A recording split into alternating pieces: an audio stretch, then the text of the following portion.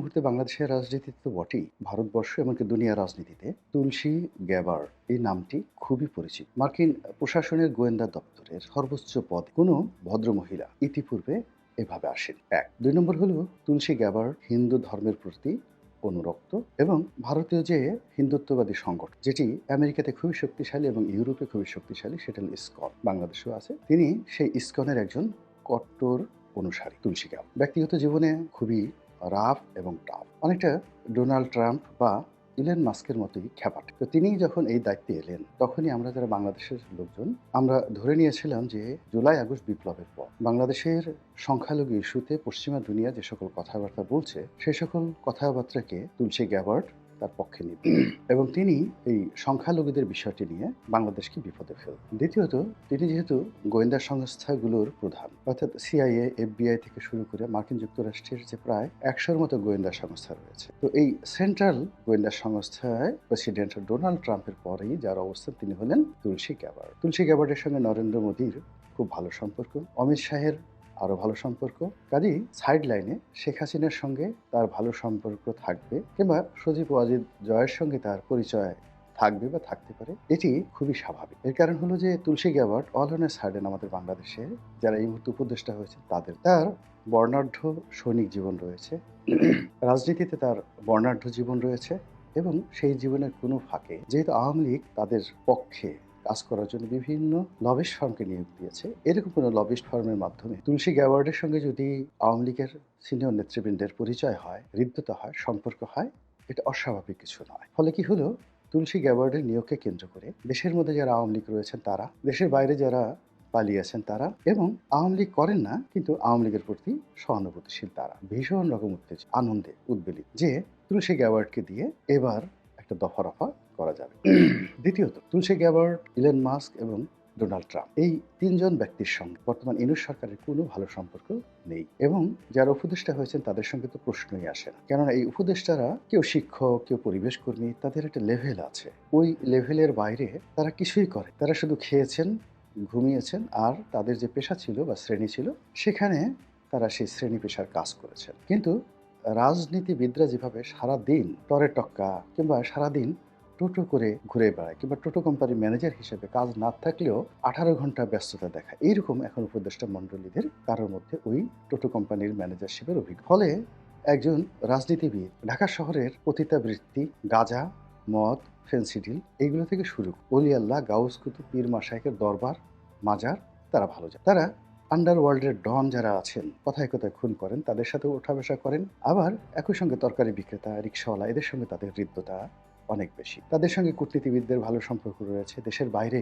তারা নির্বিঘ্নে যাতায়াত করেন, তাদের অর্থনৈতিক সংগতি রয়েছে। ফলে পলিটিশিয়ান যারা আছে এটা ইউনিক ক্রিয়েচার। আওয়ামী লীগের যারা লোকজন রয়েছেন তাদের এই ক্যারিকাচার মোকাবেলা করার ক্ষমতা কেবলই মাত্র বাংলাদেশে বিএনপির আছে আর কিয়দাংশ জামাতের আছে। কিন্তু এখন ডক্টর মোহাম্মদ ইউনূস থেকে শুরু করে অন্য যারা আছেন তাদের আসলে এই যোগ্যতা ও অভিজ্ঞতা নেই। ফলে ডোনাল্ড ট্রাম্প, তুলসী গ্যাবার্ড কিংবা রিপাবলিকান পার্টি এটাকে রাজনৈতিক দলগুলো যেভাবে হ্যান্ডেল করতে পারবেন বর্তমান সরকার সেটা পারবেন। ফলে কি হলো, ডোনাল্ড ট্রাম্প ক্ষমতা আসার পরই আমাদের সরকারের মধ্যে এক ধরনের অস্থিরতা এবং সরকার বিরোধীদের মধ্যেও এক ধরনের অস্থিরতা বিরাজ করছে। তারা ডোনাল্ড ট্রাম্প এবং নরেন্দ্র মোদীর বৈঠককে নিয়ে নানা রকম সমীকরণ তৈরি করেছে। আবার তুলসী গ্যাবার্ডের ভারত সফর এবং সেখানে নরেন্দ্র মোদীর সঙ্গে সাক্ষাৎ এবং ক্লোজ ডোর মিটিং ভারতীয় সেনাপ্রধান এবং অজিত দোভাল যিনি ভারতের নিরাপত্তা বিষয়ক প্রধান উপদেষ্টা তার সঙ্গে একেবারে ক্লোজ ডোর বৈঠক এবং তার কিছু সময় সরকারি কর্মকাণ্ডের বাইরে, অর্থাৎ এই সময়টি তিনি কি করেছেন কেউ বলতে পারে না। হয়তো তিনি শেখ হাসিনার সাথে দেখা করেছেন, হয়তো তিনি আজমির শরীফে গিয়েছেন, হয়তো তাজমহলে গিয়েছেন, হোয়াট এভার মে, কিন্তু ওই সময়ের হিসাব পাওয়া যাচ্ছে না। এবং বৈঠক শেষে তিনি যে বক্তব্য দিয়েছেন এটি ভারত তো বটেই, বাংলাদেশের সকল পত্রপত্রিকার একেবারে লিড নিউজ। তিনি বাংলাদেশের বিষয় নিয়ে গভীরভাবে উদ্বিগ্ন। এটার ইংরেজি যদি করেন আরো ডেঞ্জারাস।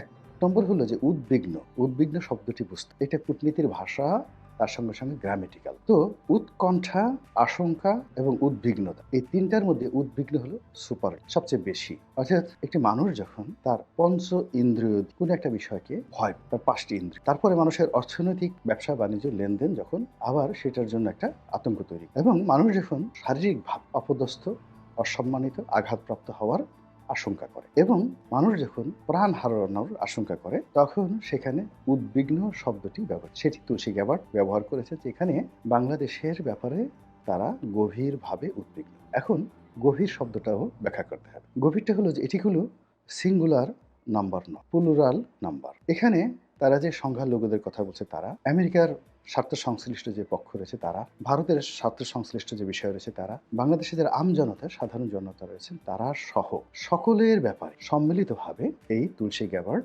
উদ্বিগ্ন। এই উদ্বিগ্নটা কালেকটিভ বোঝানোর জন্য তিনি ব্যবহার করেছেন গভীরভাবে।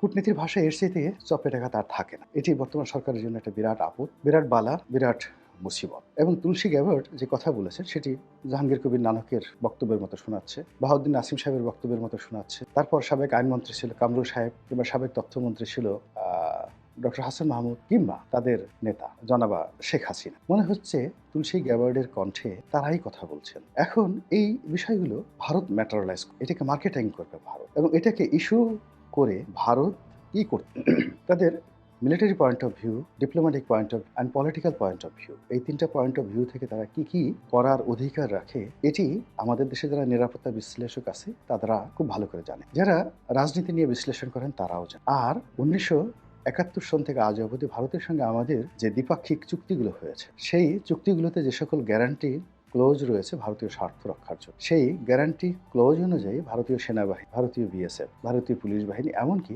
ভারতীয় জনগণ তারা কি করতে পারে সেটা নিয়ে আমাদের বোধহয় চিন্তা করার সময় এসেছে। আমরা অনেক কিছু ভাবি। আপনারা জানেন যে একসময় ইরানে হঠাৎ করে একটা বিপ্লব শুরু হয়ে গেল, এবং বিপ্লবের মধ্যে রেজা শাহ পাহলভি 50-এর দশক ইরান থেকে পালিয়ে গেল। পালিয়ে যাওয়ার পরে সেখানে একটা নির্বাচন হলো, পপুলার নির্বাচন, একেবারে ফ্রি ফেয়ার ইলেকশন। আমাদের বাংলাদেশে ধরুন 1991 সালে যেমন নির্বাচন হয়েছে, 96-তে হয়েছে, ওইরকম ফ্রি ফেয়ার নির্বাচন হলো, এবং সেই নির্বাচনে মিস্টার মোসাদ্দেক ইরানের প্রধানমন্ত্রী হিসেবে ক্ষমতা লাভ করল। কিন্তু পরিস্থিতি এমন একটা পর্যায়ে আমেরিকা নিয়ে গেল, মোসাদ্দেক ক্ষমতায় থাকতে পারলেন না, এবং রেজা শাহ পাহলভি আবার ক্ষমতায় এলেন। এটি 50-এর দশক থেকে আবার তাকে অলমোস্ট প্রায় 27-28 বছর আবার তাকে ক্ষমতায় রেখেছে। আয়াতুল্লাহ খামেনি এসে দ্বিতীয়বার তাকে পদচ্যুত করেন। এরকম অনেক ইতিহাস রয়েছে। দ্বিতীয় বিশ্বযুদ্ধের পর, প্রথম বিশ্বযুদ্ধের পর পশ্চিমারা অনেক দেশে শাসক বসিয়েছেন, প্রশাসক বসিয়েছেন, অনেককে রাজা বানিয়ে। মক্কার শরীফ হুসাইন, এখন যে জর্ডানের বাদশা, তার দাদার দাদা তাকে সেই আজকের যে জর্ডান পশ্চিম তীর এই এলাকার